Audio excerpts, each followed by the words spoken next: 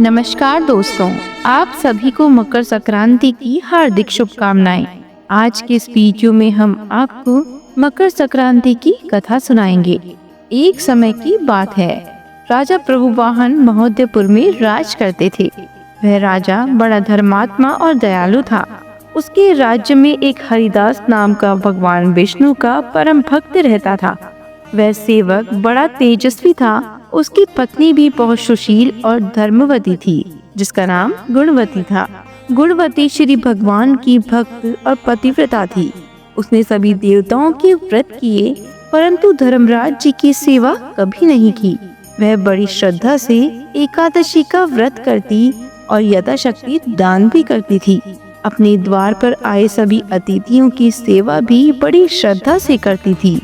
इस प्रकार धर्मपरायण व वृद्ध अवस्था में मृत्यु को प्राप्त हुई तो धर्म के प्रभाव से यमदूत उसे आदर पूर्वक धर्मराज जी के पुर को ले गए। वहां पहुंचने के बाद चित्रगुप्त जी ने उनके पूर्व जन्म के किए हुए पाप पुण्य का लेखा जोखा पढ़कर सुनाया।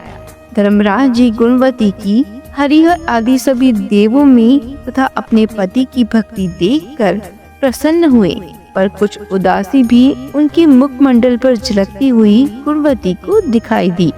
धर्मराज जी को उदास देखकर गुणवती ने निवेदन किया कि हे प्रभु, कोई बुरा काम नहीं किया, फिर भी आप उदास क्यों हैं? कृपया इसका कारण बताइए। धर्मराज जी ने कहा, हे देवी, तुमने व्रत आदि से सब देवों को संतुष्ट किया है, परंतु मेरे नाम से तुमने कुछ भी दान पुण्य नहीं किया है। यह सुनकर गुणवती ने कहा, हे भगवान, मेरा अपराध क्षमा करें। मैं आपकी उपासना नहीं जानती थी। अब आप ही कृपा करके उपाय बताइए, जिससे मनुष्य आपकी प्रीति के पात्र बन सके। यदि मैं आपकी भक्ति मार्ग को आपके मुख से श्रवण कर वापस मृत्युलोक में जा सकूं तो आपको संतुष्ट करने का उपाय करूंगी।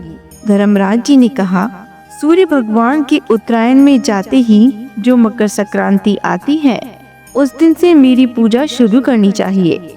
इस प्रकार साल भर मेरी कथा सुने और मेरी पूजा करें।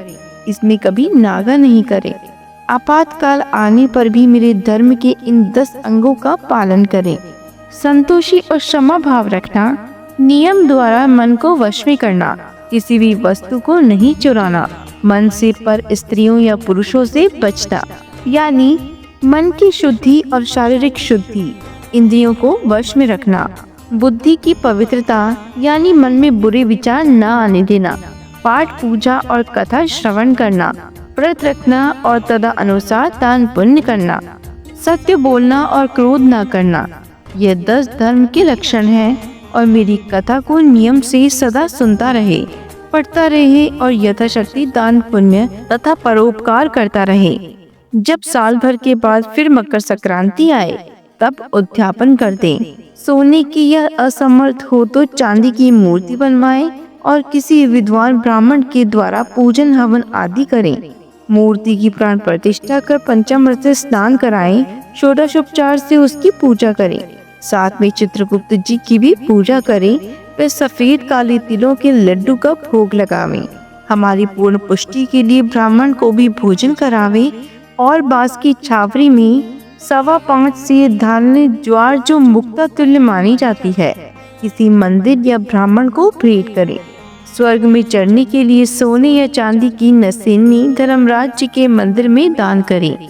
इसके साथ ही सुंदर बनी हुई शैया, मुलायम गद्दा तथा रजाई और तकिया हो। इसके अलावा कंबल, पादुकाएं, लकड़ी या डंडा, लोटा, डोल, 5 कपड़े भी धर्मराज जी के निमित्त और यदि समर्थ हो तो श्वेत, काली या लाल गाय चित्रगुप्त जी के निमित्त धर्मराज जी के मंदिर में दान करनी चाहिए। गुणवती ने धर्मराज जी से प्रार्थना की, हे प्रभु, यदि ऐसी बात है, यमदूतों से मुझे छुड़ाकर फिर संसार में भेजिए, जिससे मैं आपकी कथा का प्रचार कर सकूं। भगवान धर्मराज जी ने गुणवती को भूलोक पर वापस जाने की स्वीकृति दे दी। उसी समय उसके मृत शरीर में पुनः प्राणों का संचार हो गया और उसके पुत्र कहने लगे, हमारी माता जी जीवित हो गई। इसके बाद गुणवती ने अपने पति और पुत्र आदि को सब बातें बताई जो धर्मराज जी ने मनुष्यों के कल्याण के लिए कही थी। और गुणवती ने मकर संक्रांति से विधिवत उसने धर्मराज जी की प्रतिदिन पूजा और कथा आरंभ कर दी और स्वर्ग जाने के लिए दान पुण्य कर्म आदि भी आरंभ करने लगी।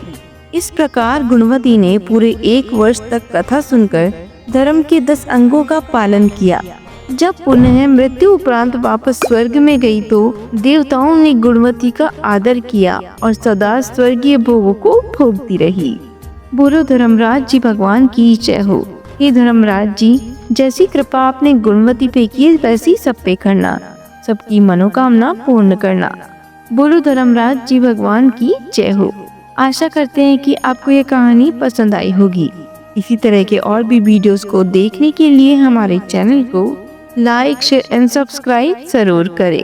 धन्यवाद।